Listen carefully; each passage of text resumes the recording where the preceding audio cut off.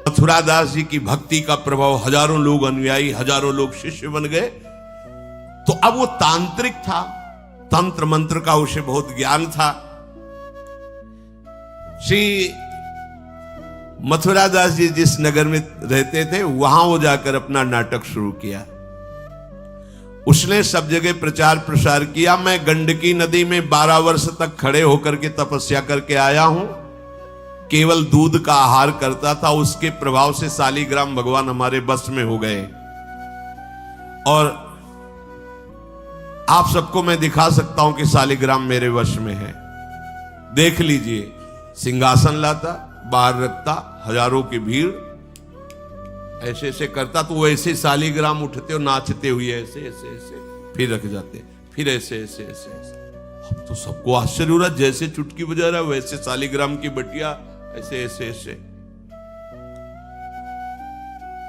लोग भीड़ कटने लगी, क्योंकि अब जैसे राधा राधा कहो, कोई जंतुर नहीं है, कोई भस्म नहीं है, कोई वादा नहीं है, तो फिर कम वहां तो दिखाई दे रहा ना ऐसे।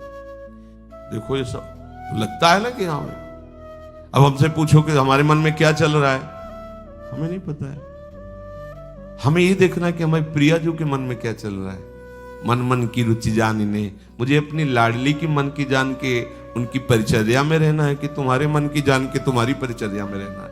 हाँ, तुम यदि मन से ऊपर उठना चाहते तो हमारी बात मान लो, मन को अधीन करके, और मन के अधीश्वर भगवान में तुम्हारा प्रेम हो जाए, तुम्हारा जीवन कृतार्थ हो जाए।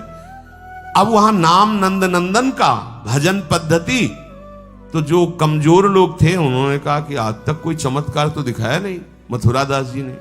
देखो ये हैं संत, 12 वर्ष से दूध पी के गंडकी नदी, 12 मिनट भी नहीं खड़ा होगा कभी।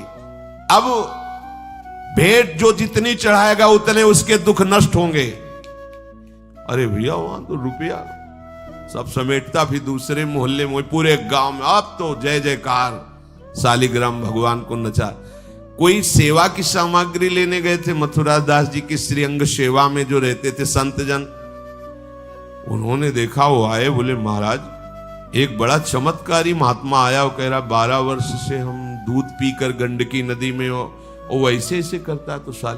तो बोले भैया भक्त तो हो ही नहीं सकता, भक्त भला भगवान को अपना प्रदर्शन क्यों बनाएगा और उसके बदले में भेंट लेकर के, ये तो नाटक है भैया। वो देखे भी नहीं थे, बोले ये तो नाटक है, कोई संत ऐसा नहीं कर सकता, कोई भक्त ऐसा, कोई संप्रदायाचार्य से दीक्षित वैष्णव मार्ग में चलने वाला